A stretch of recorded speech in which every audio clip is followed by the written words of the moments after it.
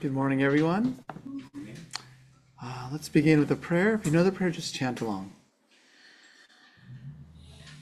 Om Asato Ma Satgamaya Tamaso Ma Jyotir Gamaya Mrityor Ma Amritam Gamaya Avir Maeti Rudrayate Dakshinam Mukham Te Namam Pahi Nityam Te Namam Pahi Nityam Om Shanti Shanti Shanti. Lead us from the unreal to the real. Lead us from darkness to light. Lead us from death to immortality. O Lord, shine through and through, and ever protect us with thy loving presence. Om, peace, peace, peace to all beings everywhere.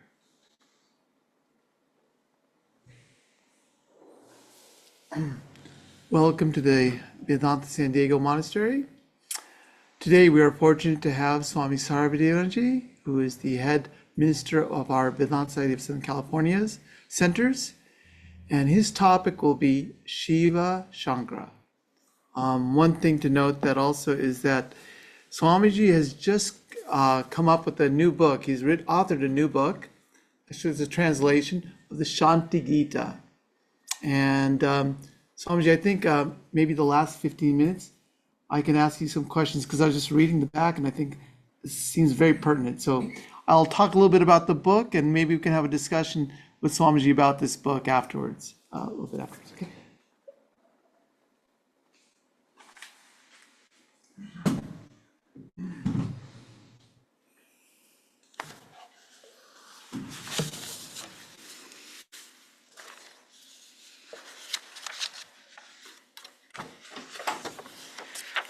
Om Namah Shivaya.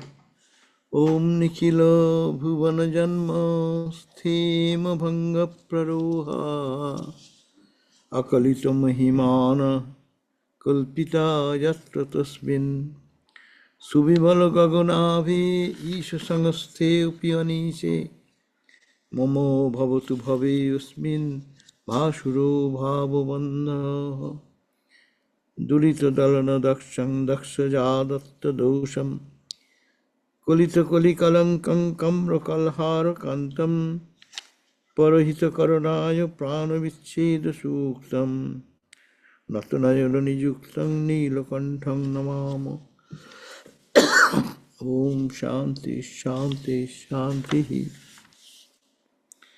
May my luminous love fasten firm to him, to Shiva, in whom arise visions of glories immeasurable. May my luminous love cling to him, who is utterly pure, like the sky, who is the Lord of all, having no Lord over himself. Him who destroys sin and removes the dark stain of our age, whose benign eyes watch over all who have surrendered to him, who joyously sacrifices himself for the good of others, whose throat is blue from drinking the poison intended for others. Him, lustrous as the white water lily, him I salute. Om, peace, peace, peace be unto us all. So today our topic is Shiva Shankara. This month we are having Shivaratri. We are celebrating Shiva night on 20, which day? Week after next Wednesday probably. So that's why we are trying to contemplate on Shiva a little bit. The Shiva is the ancient god of India, no? Shiva is prehistoric. From prehistory to Vedic time, pre-Vedic, Vedic time and post-Vedic and even modern time, Shiva is worshipped all over India with great, so north to south, east to west, you will find Shiva temple everywhere. And Shiva, why is so much worshipped? That because Shiva has a special appeal to the Indian cultural and spiritual tradition. Shiva stands for total renunciation, total dedication, total absorption in God consciousness. There is everything in the world is ultimately meaningless to Shiva because he is absorbed in his own divine consciousness. And Shankara is also another term which is commonly used synonymally. It is synonymous. Shiva Shankara. Shankara, Hara Hara, Bom, Mom, Shankara, Shankara. So, but there is some philosophical difference between the ideas of Shiva and Shankara. A minor. One is the aspect, Shiva is the aspect. Normally it is understood as transcendental reality, which is called Vedantic way called Satchidananda. Nirguna, Nirakara, Nirvishesha. There is no form, no quality, beyond all duality, that absolute Satchidananda nature. And Shankara nature is comes down one step down like avatars come. It's a compassionate God who removes our suffering, redeems our pains and problems of life. So transcendental aspect of Shiva, that is often connected with the Brahman concept, Vedantic idea of absolute Brahman, formless, beyond all attributes, nirguna. He represents pure consciousness, as we find that in Shankara says, our Shankaracharya, he says what? That mano buddhi chitta ahamkarani naham. It says, I am neither the mind, neither this, but what I am? Chidananda Rupa, Shivoham, Shivoham. I am Shiva. Shiva is auspiciousness. Shiva means auspiciousness. And I am auspicious. But auspiciousness is where? Chidananda Rupa, in the form of Chit, consciousness, and Ananda, the bliss. The absolute consciousness, absolute bliss. I am in that form. I am Shiva, Shiva, Shivoham, Shivoham. Here Shiva, Swami Vivekananda or Shankaracharya translation, they didn't change anything. Swami Vivekananda translated it. He also says Shivoham means Shiva, all auspiciousness. He has not changed the word. Shiva is synonym to Chidananda Rupa, that which is of the form of Chit and Ananda Rupa. Sat, of course, Sat means existence. It is a fundamental thing. An object is there, that's why it is. We are aware of it, and it gives us joy or suffering. What is joy and suffering for us? Suffering is no suffering, because there is joy, less degree of joy. No? What is our concept of suffering? I have certain expectation, and if it is up to that and above, then we call it is good. It is auspicious. It is happy. And if it is down the expectation level, then it causes us suffering. But in the eyes of that sense of Brahman consciousness, it's all Brahman. So here, that's why the idea of Shiva stands here. And Shiva is also worshipped as Rudra, in the force of destruction and dissolution. Because that destruction means destruction of the ignorance, destruction of your all misconceptions. So it is also renewal. We renews our life, who we are, and it transforms us from this mundane to our real nature. And Shiva stands for detachment. You see, Shiva is considered, he is the God in the where? In the cremation ground. Cremation ground, he dances there. Just we are hearing dancing Shiva. Everything is dancing and rotating. It is his dance. It is Shiva dances, all these stars and satellites and all the systems of solar system, small movement, is dancing of Shiva. It's considered like that. But that is not the dancing Shiva. It is one step down, what is called Shankara. Actually, we make it an expression-wise. Always we don't make the difference between Shiva and Shankara. But my topic is Shiva Shankara has a meaning. One is the transcendental aspect. Who is Shankara? Shankara is a benevolent aspect of Shiva. When he comes down, one step down, he becomes the God of compassion, holiness and love, and bestowing blessings and giving joy to others, to even taking all the suffering to himself. So immanent aspect Shankara means, one simple idea, Shankara, Shiva means auspiciousness. What is auspiciousness? Simply that which leads us to our self-realization, God realization, or which leads us to freedom. That's the Shiva. What is Ashiva? Opposite of that, which takes us to the world and in the Maya and makes us forget about our spiritual dignity. That's why Shiva dances to destroy our ignorance, to make us aware that this is not all. There is something beyond. So Shiva dances means when destruction is Rudra. Rudra means that who with a trident kills. What he kills? Kills our ignorance. How? We are very much attached, overwhelmed with the world and all its what you call mayas. No? But Shiva comes and creates. Rudra means he who makes you cry. Rodan means crying. So he dances. It is auspicious. Why auspicious? Though through so-called inauspiciousness, as we feel it is inauspicious, through that he is taking us to the wisdom, to the knowledge that this what you see in this world is not enough. It is not leading you to the freedom. It is making you a circle of birth and death and suffering and joy. He's so benevolent. He comes and gives a knock and blow, and then you turn up. You awake. Oh, who am I then? Then turn back. So it is in that way, it is auspicious. So, but Shankara, as I said, is a benevolent aspect of God.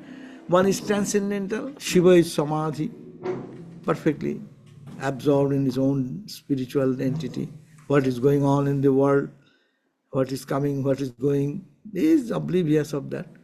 But when he one step down, then he becomes kind and he looks up everyone and finds the suffering of. He becomes Shankara.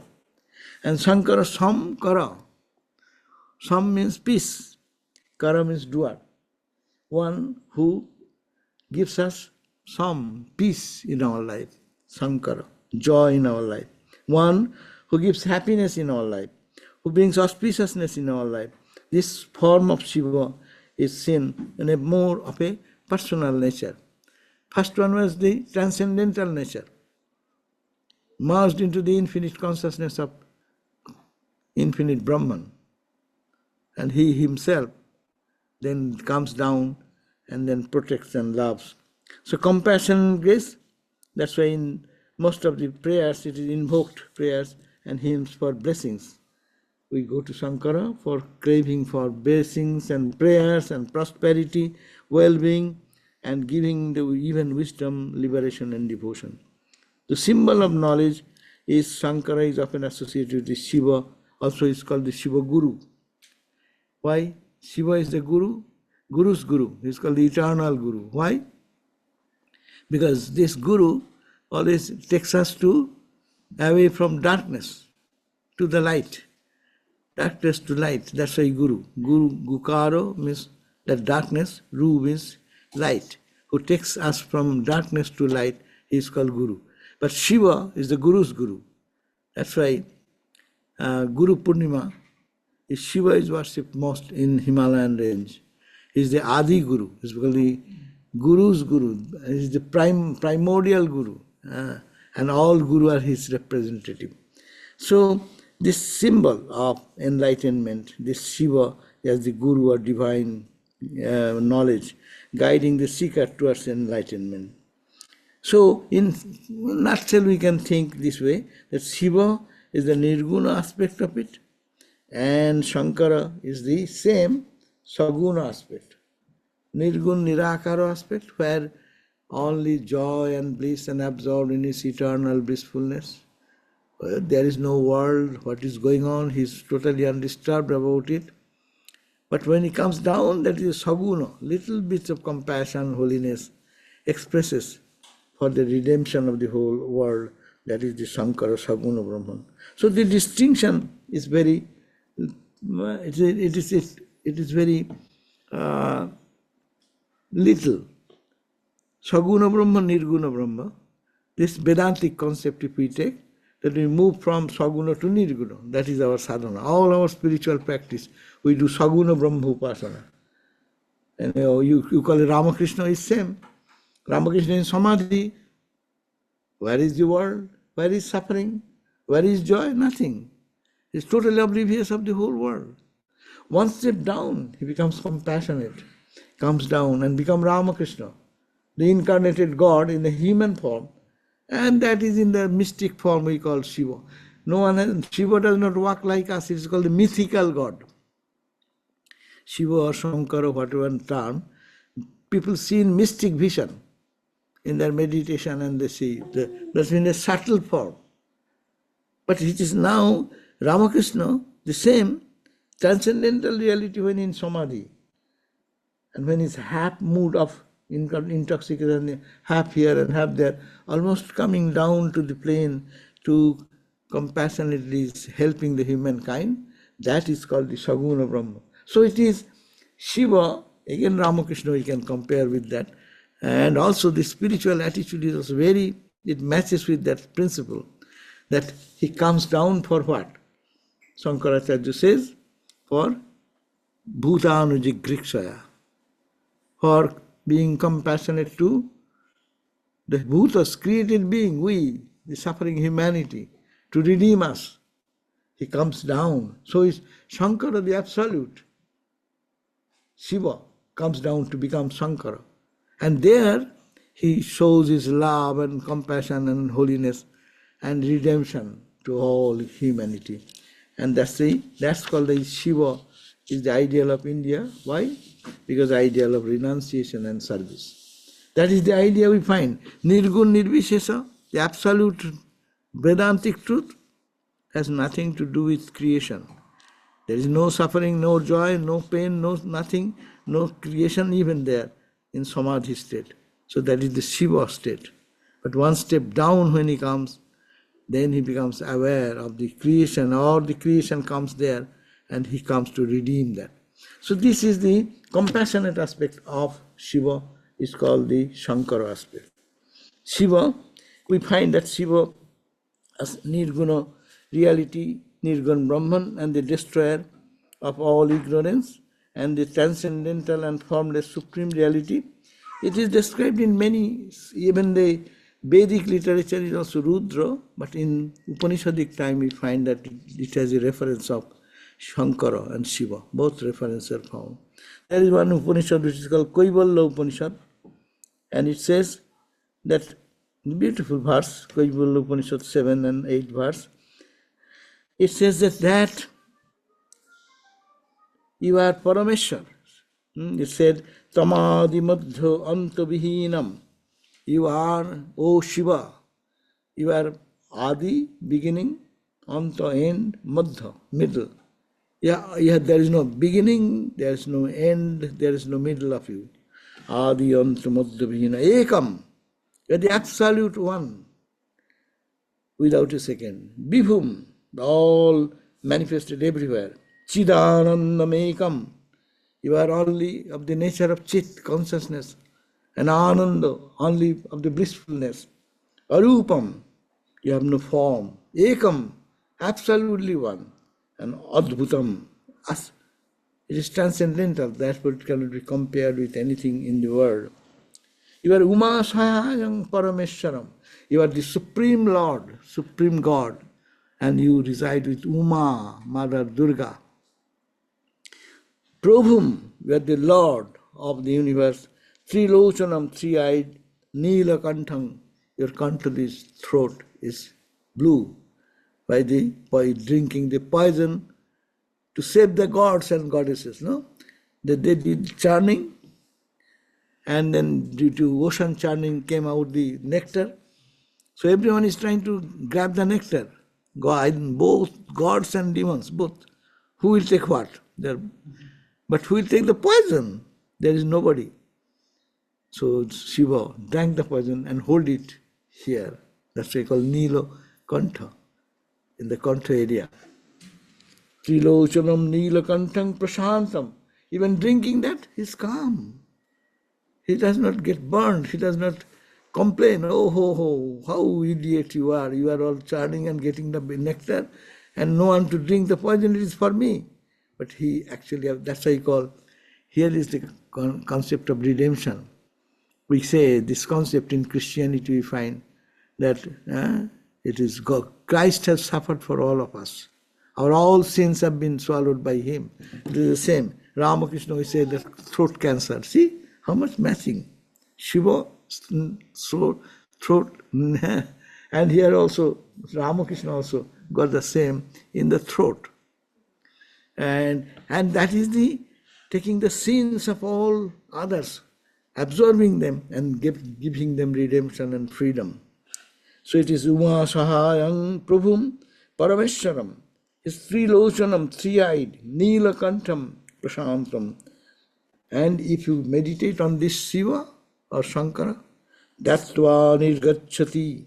If you meditate on that, Nirgacchati, you can get out of the Bhuta Jonim, this birth, this human body and mind identification is with us. You can get out of that.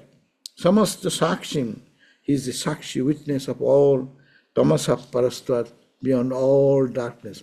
That is Kaivalya Upanishad has been mentioned that. So it is the Shiva nature has been described. Uma Sahitam, with Mother Uma, you are there. It's a compassionate aspect, not the transcendent aspect. Transcendent aspect really mentioned that you are that, Satchidananda Absolute. You have no beginning, no end, no duality, nothing. But you come down only for taking the sins of others, Neelakantham, Prashantam, and meditating on this Shiva, Nirgacchati Bhuta Jonim, this body in birth of human birth or being born in anybody, worshipping Shiva can get released from all bondage. And that Shiva is Shiva himself. He is the Brahma, he is the Shiva, he is the Indra, he is Akshara, he is Paramaswarat, he is the Supreme, and he regains in his own stature. He is there alone in his own dignity. So, Eva Vishnu, he is the Lord Vishnu who, everything is he. Shiva is on the other aspect of the expression of Shiva. So, Prana, so Kalo, so Agni, so Chandrama. He is even become the material cause of material things of the universe, the sun, the moon, the fire, the prana, the energy which makes us sustain. So this is the way that Kaivalya Upanishad describes. Sheta Upanishad describes Natasya Kaschit Patidasti Loke. There is no one God higher than that. He is the eternal God. It is the eternal power and supreme of all. Bhagavad Gita also says that I am the Rudranang Shankaraschasmi. Among those Rudras, but the different forms of Shiva, I am Shankara. Shankara means compassionate one, who redeems the sufferings of others. So like that, in Jojur Veda there are references like that. So these are the two aspects. It is worshipped, God is worshipped in that way. Even in the Bhagavad Purana, of course, we find the Shivas as a supreme guru as Shankara. Bhagavad Shankara, the great yogi, is always kind to his devotees. He gives them knowledge and devotion and liberates them from the bondage of birth. That is in the Bhagavata Purana. Skanda Purana also talks about highly about Shiva. And the Kashi Khanda, they say, those who chant Shankara with devotion will be freed from all sins and attain grace. So in Ramayana, Mahabharata also we find Shiva worship. Shiva gives boon to whom? Rama worshipped Shiva to cross the ocean and to kill Ravana. And Ravana also worshipped Shiva. So Mahabharata also, Arjuna worshipped Shiva to get the weapon, that invincible weapon. That's called Pashupatastra. Pashupat means Pashupati. Pashupati means Pashunang Pati. The Shankara or Shiva is called the Pashupati. Pashu means the Jivas, Pati means the Lord. Is the controller of all created beings. So this is called Pashupatastra. So all these descriptions are in the Puranic time. So this is one great idea. But now this Shiva is too much beyond our idea.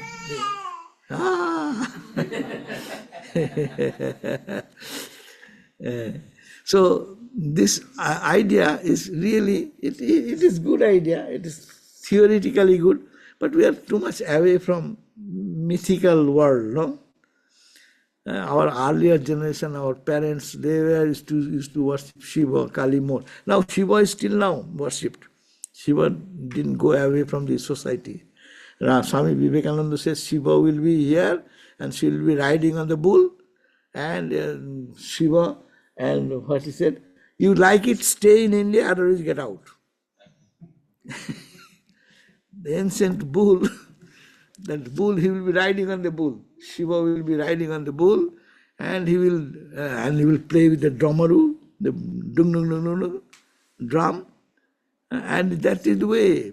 And this is and here is the ideal, but that same ideal we can connect now in the modern time. Shiva Shankara idea.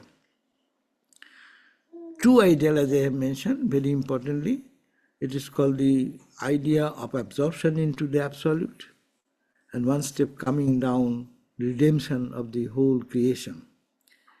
And this indicates two great ideals of India. You want to realize the highest truth, renunciation and service. Shiva lives in the cremation ground, means what? Nothing of the worldliness is there. In cremation ground, even the rudest and crudest person goes there. When one's friend or relative is in the fire, all your philosophy goes away. You are a astic, you believe in God, you don't believe in God. You feel, what is this? What is life? That's why we all get momentary renunciation when you go to cremation ground. When you go to see some memorial service, no, for the moment what happens? Our emotion gets really tuned to that. What is this? For a moment, split second, it comes into our heart. Oh, this is the end of our all pomp and power. All fight and showing this, I will kill the world, destroy the world, and I will do it. It ends in the ashes. That is all. That's why Shiva, it is the Shiva's place of renunciation, tremendous renunciation. And Ramakrishna, look at the early childhood, he used to go to the cremation ground. 4, 5, 6 years boy. And he is sitting there in the cremation ground. His brother, elder brother, is searching, Godai, finding nowhere. He said, brother, I am here, don't come here, there are ghosts and other things, don't. But he is meditating there. In the ghosts and goblins cannot do anything because he does not care for anything, neither of the world, neither of the other world. That's he is standing as the symbol of ultimate renunciation. And ultimate renunciation can give ultimate realization. That means detachment for the world to its extreme. Here we find that same Shiva and Shankara in Ramakrishna.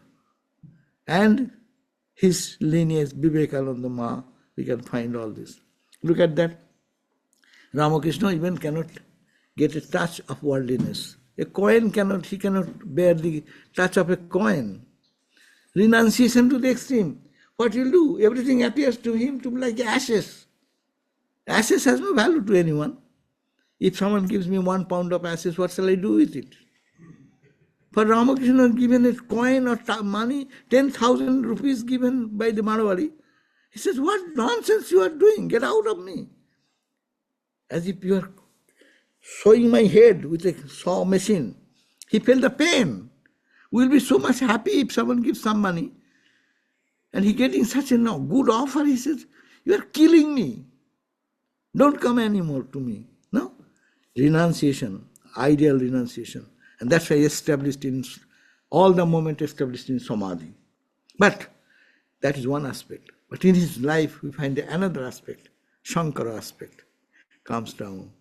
And after realizing all this wisdom, running to Calcutta, to every door, whoever is calling upon God, to boost them and direct them, their spiritual attitude, to turn their spiritual attitude towards God realization. It's running to every place. It's compassion, and touching this. You read the life of direct disciples, there are more dominantly we can find is touching Latu, and Latu going into Samadhi. She's distributing the highest spiritual wisdom and taking up all the negativities into him. Renunciation. After renunciation, attaining God, what will you do? You will be selfish, thinking of you only. Sri Ramakrishna scolded Vivekananda, no? He said, what do you want now? Oh, I want to be in Samadhi all the time and occasionally come down and have some little bit to maintain the body, eat something and go to Samadhi again. And Ramakrishna was, what? You are so small-minded. I thought that you will be like a big banyan tree and so many suffering people will come find peace in you. Huh? And you are thinking like that. What type of person you are? There is a higher state of what that. What is the higher state? To serve God. Shiva Jnana Jiva Shiva. It says Ramakrishna's word also, mind it. He could have a Vishnu, he could have Krishna, but he has used the word Shiva Jnana Jiva Shiva. Because matching idea is that Shiva is God's reincarnation, Krishna is God's incarnation, no? But there is difference. Shiva stands for total renunciation. There is nothing but renunciation. The entire world has meaningless. Kamadev once tried to tease him and then he burnt the Kamadev. Bad garden, better. So he's the ideal renunciation. And after that, he teaches us serve. Shiva Jnana Jiva Shiva. You see the Jivas? Serve them. That is the message. And this whole Ramakrishna movement stands on this Shiva Shankara idea. Shiva idea, Ramakrishna, first realize God. Yes. How? Not through the world, but rejecting the world mentally. Detachment. Detached. It is momentary. It is not important. But there is the principle, you are forgetting that. So Shiva Jnana, Shiva is everywhere. Try to see Shiva and serve Shiva. Serve Shiva. Whatever you do in your life, you are serving Shiva. With this knowledge, you can deliver it. So, and he is the embodiment. And Ramakrishna, this principle, he came for this principle. No one understood. When Swami Vivekananda got this message one day in Dakshineshwar. So, while he was coming back after hearing this message from Ramakrishna, then what happened? Sarvadevananda Swami was with him. And Swami was so excited, Vivekananda, Naren. Oh, what a new message I have heard from Sri Ramakrishna today.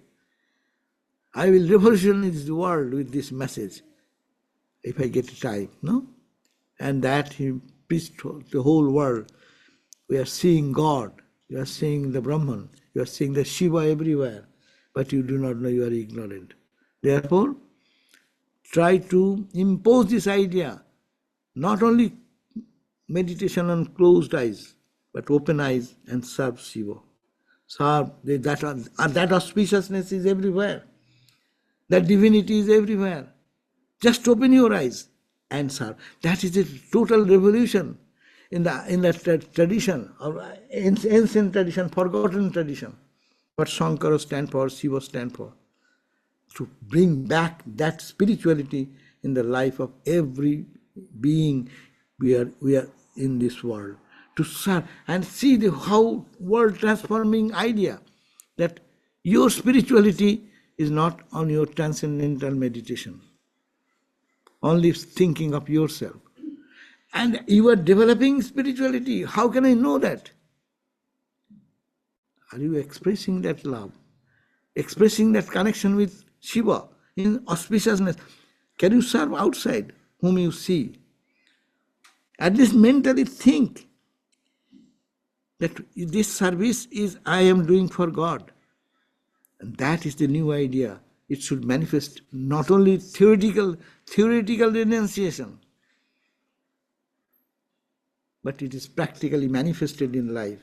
To every action to serve God, to serve the same. So it is the transcendental aspect, worship God, both transcendental way and in immanent way. Transcendental way, everything is unreal. Absolutely. It is a cremation ground. I'm just in the middle of the cremation ground. I know this world is there, but it has no value ultimately. It is all ashes. That's when you are meditating inside. You are Shiva nature. Now you want to be Shankara nature. Come out. And what is this universe I see? As I am there, you are there. Who am I? In me is Shiva. But in you is Shiva. To serve Shiva. To worship Shiva in the living gods. And that is the application, practical application, which is giving relevance to Shiva concept. And Swami Vivekananda emphasized this point, that spiritual ideal of India is renunciation and service. Two words are very important, not one side. I am renunciate. What it matters? You renunciate to what it does, what good that does to the world. Your renunciations will help others. A spontaneous thing. A person becoming really renouncing the world, his heart will bleed for the world. Buddha, he didn't serve first. Buddha, loving everyone does not come first. He attained the Buddha consciousness, awareness, Bodhisattva, the state, attainment of the Shiva nature or the Bodha Sarupa, being aware of his divine consciousness. No, that is the first. And what happened? Then he tried to preach this message to everyone. He didn't sit down idly. Shankaracharya, born in that way, he attained everything and then went to the length and breadth of India to preach that highest Vedantic idea, no? Highest spiritual ideal to redeem the suffering of all. So this Ramakrishna came in this age, and this ideal of Shiva Shankara idea has been firmly established in this order and this among the devotees and the monks who are following that. So we should be careful to worship Shiva in our meditation, thinking that this world detached from the world, no one is my own here. I and my beloved Lord, I am a spark, or I am a child of God, whatever attitude, or I am one with that, I am Jiva Atman and he is Paramatman, whatever idea you take, discard everything from there in your meditation time. That is Shiva nature going back, immanent, that's a transcendental nature. And now immanent, with eyes open, see. Everything is immanent, in everywhere the presence of Shiva, that auspicious, that consciousness. And what to do? Serve. So that is the ideal. Shiva Shankara ideal is very important to practice in our life. And also, this is as Shiva worship, among the worship of all other gods and goddesses, Shiva worship is very simple. This why Shiva does not like so much of your paraphernalia. Very simple. If you collect little water, a little leaves, so much leaves are there, collect some. If you get the bell leaf, that's good. If you don't get the bell leaf, big ordinary leaves and put some water. Om Namah Shivaya, bas. Shiva is happy. But other gods and goddesses, you have to 16 item puja, how many items you have to bring, how many fruits, how many this and that, and they may be happy, may not be happy. But for Shiva, oh my God, he's a great devotee. He has given me one little water, no? And little leaf. Huh? And then, that's why Shiva worship is easy. That means to worship our own self is easy. To come closer to that truth, that is easy if we have detachment for other things. And the Shivaratri means you have to awake. Shivaratri, Shiva night, observance of Shiva night is this. When the day you fast. Why you fast? You spend your whole time thinking of Shiva, okay? And even whole night, awake. Don't sleep. Be awake on that consciousness that your Shiva nature, your Shiva nature. That is the Shiva night observance. Nothing is needed. No money, no wealth, no gorgeous dress, nothing, no dancing, no something. Just Shiva and you. Smear some bhasma. You want to worship Shiva? And see, bring some, or you can get some ashes anywhere. Just bring that and put your mouth. And you see a Shiva Bhakta. So your ritual is very little and expectation is very little from the devotees by God Shiva. They call Ashutosha. Another name of Shiva is Ashutosha. Ashu means quickly, he gets pleased. With little something he gets pleased. So it is comfort to worship Lord Shiva. But in our Shiva nature we have to think about that. And also this Shankara attitude to be compassionate, to be not compassionate, but to serve Shiva in all, that ideal is to be practiced every day. So immanent, everywhere is Shiva, everywhere is God, everywhere is Satchidananda Brahman, or your Ishta Devata. That is with eyes open and with eyes closed. Here is compact form of that infinite Satchidananda awareness is here. That light, that effulgence, that bliss is here. So this is the ideal of renunciation and sacrifice, service. Service and so this should go to an, and that is the ideal of Indian spirituality, traditional Bharatvarsha, Indian traditional principle of life. So we can, from Shiva concept, some people may not believe in Shiva, the mythical God. You need not have to believe. Come to the present Shiva, present life of Swami Vivekananda. He could not sleep whole night for the suffering of others. In the most appreciated situation when he's globally become the hero of the world, no? And that night he could not sleep, feeling of the suffering. Shiva, then Shankara. Shiva and Shankara. So Ramakrishna was born, Shiva nature. The Shiva, Shiva Lingam, the light came and it entered with the mother, felt that the baby is born in him, in her, no? It's a Shiva.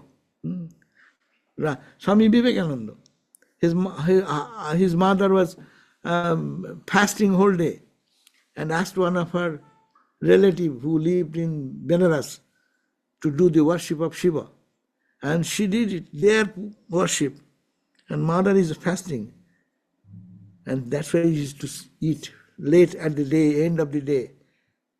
Because whatever maybe the time in Shiva Puja, maybe noon time, if the relative is delayed to do puja, but she will be fasting every day till the puja is over. No? And then Swamiji, mother used to tell that I asked for a Shiva, to be a child like Shiva, and he has sent a demon. Because so uncontrollable child, no? But the beauty you see, when he is so much naughty and uncontrollable, and Ma will bring little water and pour on Shiva, Shiva, Shiva, and the baby is perfectly calm. Lead the life. It is we can relate in so many ways. That's why Shiva in practical life is Naren, Vivekananda. It is Shiva nature. And also Shiva nature is knowledge aspect. And Swami Vivekananda is full of knowledge aspect, no? He conquered the whole world with his intelligence and rightful thinking, no? Awaken the whole world with this reason and the basis of the Vedantic concept. But internally, full of love. So the Shiva Shankara nature. Thakur, outside is little bhakti, bhakti, bhakti. Internal is puro Shiva, all the Shiva. Externally is all bhakti. That means Shiva Shankara idea is always working in this way. So we can make our life little meaningful, bringing this concept of Shiva Shakti idea in our life. Okay? Thank you. Mark, we'll have questions at this point.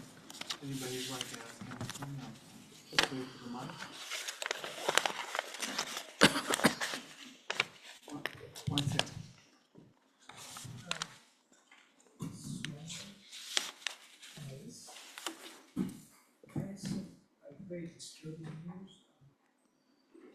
Little louder, please. But they can increase. I have some kind of disturbing news to talk about. There's this news show I saw a long time ago. It was called 2020, and they were talking about this girl in the hospital who basically needed a blood transfusion, and her religion was Jehovah's Witness, and it forbid her from getting a blood transfusion in order to save her life. And her doctor was desperately trying to save her. And I don't know what the outcome was really, but would you consider that like a religion? Yeah, I don't get that. Can you explain? Again, there was this one girl in the hospital. She was a patient. She needed a blood transfusion. Blood pressure. Save her life. And her religion was Jehovah's Witness. And her religion forbid her from getting a blood transfusion. And her doctor was desperately trying to save her life. And would you consider that like a religion? To me, it doesn't. I'm not. Harinaraman, what the question, please? Yeah, clarify. Would you consider that like? So, Which child? Jehovah's Witnesses aren't allowed to get blood transfusions. Acha. So I think the A question is that religion? And then the doctor was very upset because she would die without the transfusion, and Yeah. I think we're wanting your thoughts on this. Would you consider that like a religion? Acha, okay, that I understand. Yeah, I as a Vedanta student will not consider that, but I cannot say about that religion, what is their philosophy. But religion, that's why religion and science should go side by side. Vedanta comes here, we don't consider that religion if it happen in our Vedanta group, because we think that science is science, physical body is to be treated in a physical way, and your mental world is spirituality, you have to work on your mental world. So it has nothing to do with physical, and on blood transfusion will not stop anyone to get to God realization, no. And in Vedanta, as a Vedanta student, we follow the science. So whatever science says, we'll take it for physical world.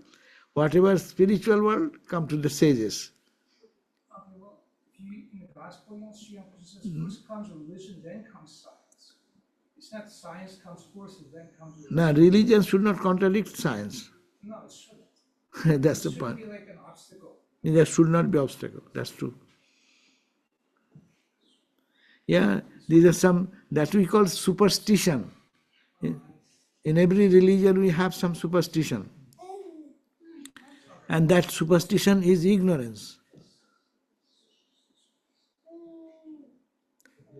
Anybody else have any questions? I have a question. So, Swami, I have a poster of Kali and her foot is on someone. Is that Shiva? Yeah. and you see that Shiva is very calm. And Shiva is very white complexion, meaning he is the representation of purity. He is representing Ananda, bliss. He is an expression of infinite joy. transcendental. That is Shiva. Marge, maybe you can explain a little bit about. So this is a Shiva Linga. You can hold it. Can you explain how the Shiva Linga is conceptually symbolic of Shiva? Oh, I do not know, Baba. So, but but this much I heard. This much I You heard. guys have seen this, right? Right. This is a Shiva Linga here. And it is called, one time there was a conflict, and Brahma, Vishnu, they saw a pillar of light. So finding the pillar of light, they wanted, what is this? It is Shiva. And then how big is that? So they climbed up. One went up to find how much big it is. And one went down to find where it starts. He could not find any end. It is called the Lingo, Udbhava. It is by its own sign, it is effulgent, self-effulgent light. It is called the Ray of light, pillar of light. It's called, that's the unending spirituality, unending light. That is a symbol of Shiva. That has been for use has been for our regular use. We have, you go to all over India, there are two types of Shiva temple. 14 places are there. It is called the Shiva Linga. It's called 12 places. 12. They're called Jyotir Linga. Jyoti means light. Jyoti, Y-O-T-I, Jyoti. Jyotir Linga means the symbol. Jyoti, it is symbol of light, and it has no beginning, and no human personality has established them. It is from eternal, natural, spontaneous, and no one has created. But others have established Shiva Lingam. They brought somewhere some stone. It is designed like that. They put it out and then set it in one place and worship as Shiva. The symbol of that is the symbol of unending light. Swayambhu is called. It is no one establishes that Shiva is eternal. So to symbolically, the shape has been the pillar of light. I do not know. Maybe more if we read the Shiva Purana or somewhere, there may be some description. Google can tell you, or AI can tell you. AI can tell you. Of course, sometimes AI does not say the right thing, and you catch him, then he says, sorry, it is not like that. One Swami told me, Maharaj, that as you're saying, the Shiva, so this shape is not a particular shape, it's sort of like a window into the absolute. So it doesn't represent, it's a formless form. And the idea he was telling me was that one Swami was saying that in meditation, in deeper states of meditation, you start to lose consciousness of your feet. You're sitting. You lose consciousness of your arms. You lose consciousness of your head. So if you were to subtly feel the experience of going into, like, say, a samadhi type of experience, the last feeling would be this torso. And then you go into the absolute where there's no consciousness of any physical thing in that sense. So that's quite natural. When you sit for meditation, you gradually, first you see what you forget. Right. You forget your hand, you forget your feet, you're focusing on your heart chakra, no? Right. And then you are focusing on that. Ultimately, when you are really deep into the inner meditation and contemplation, what will remain? You'll feel about this type of such structure like that. Probably that, you yes. lose that. And that will merge into the formless aspect. Maybe that's a good idea. Maharaj, I'd like to ask you one thing here then, because I think it's pertinent. So as Swamiji was saying today, what is Shiva? It's always good to recapitulate, summarize what Swamiji. So what is Shiva? Just really quickly, what was the description Swamiji was saying about Shiva? Nirguna Brahman, that which is transcendental. So when you lose complete absorption, you get immersed into that one infinite presence, right? So the infinite, Satchitananda is mentioning. And what is Shankara? Saguna Brahman. So when you're immersed in the world and you're seeing the divine manifesting as every one of us in the world, right? So Maharaj, the question comes up here then. In today's times, when we start to see, let's just say, let's not point any judgment, but let's just say when we start to see the shakiness of the world, seems like everything is what we used to know is everything is now becoming is shaking, it's changing, and so there's nothing. The structure, what we used to know and what we used to hold on to, is crumbling around us. So in that sense, you could see this natural destruction, natural going. In that sense, do you find is the time indicating for us now to let go of things and go become more absorbed into our Shiva self, or let me ask you, or as you said, the order is also saying realize God and also serve the world, or we see a lot of suffering now. There's more suffering maybe prevalent now that we're becoming aware of than other times. Or should we serve? So we have two dilemmas here. One could be we seeing everything, you can say this is all Maya. Let me not get attached to this, what's happening, become absorbed so I don't get, because people they're getting caught in the story. Everybody's getting, no, not yet, Sharnas. They're getting caught in the story. Or how do we come, or should we serve, seeing the suffering? We're being called, so much suffering is happening now around us. We should What not, is the idea? I think that we should not say it is all Maya. When I am feeling hungry and another person needs food, I cannot say Maya. But theoretically that is true in a state of mind when advanced state comes. But in our state, we'll say it is God's in human being suffering. So it's why so much suffering, as Swami Vivekananda said, to make your heart broaden. You feel for others. That is the reason so much suffering. So what is happening in the world? If we take subjectively, oh, God is giving me the opportunity to think of others more. And as I go on thinking of others, I forget myself. That's why the Shiva dance is happening to make you great. So many people are suffering because of you. Why?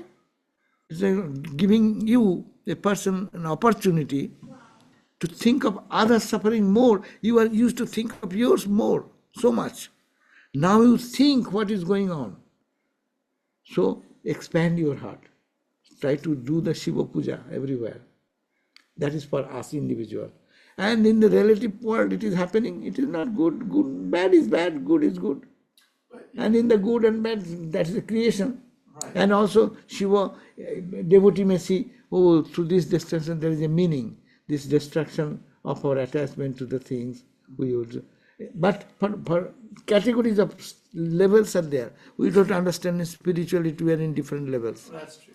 So it's dependent on that, where you are in your spiritual level. Someone who has no concept of anything, you say, oh, this is all Maya. They will smile at you and say, what nonsense you are talking about? You go to the forest, live a forest life here. And you live in the world, for your suffering is suffering, others are suffering, it is Maya.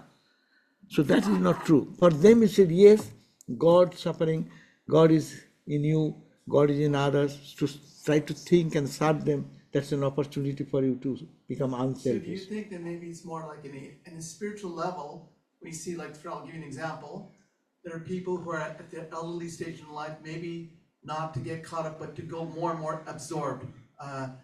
And also, again, depending on your spiritual level, right? Yeah. It could be a level that maybe it's time for you to get absorbed into this. But then the call for others it will be different. Maybe different because there may be more outward. It's a devotee may see it differently. Right. A real devotee, they see that this suffering is an opportunity. God is gracious. He's giving me, it's an eye-opener. Suppose we move in the life forgetting what is this life and what we are, what is our purpose of life. So when you get a good blow and knocks and shocks, then we say, oh my God, what I was thinking so many years, it is not so. It is such a realistic world of suffering and pain only. What am I doing whole life? Hanging on to this, and suddenly he will be giving a lift, boosting into higher consciousness. And also those who are much developed, They will be praying for everyone. They can, many people pray for this administration. They'll give them a right idea. Oh Lord, help them, help them, help them. No. Yeah. So, depending on the state of the mind of a person who is in the spiritual realm, which level, the reactions will be different, service will be different. But main thing one to understand, it is God's play going on. And as you remember, Swami Vivekananda in that temple, Shir Bhavani temple, the same example. Mother gave a direct message. Do I protect you or you protect me? It is my play. I want it this way. So if he wants, what can you say? And if we say, without God's will, nothing happens, no?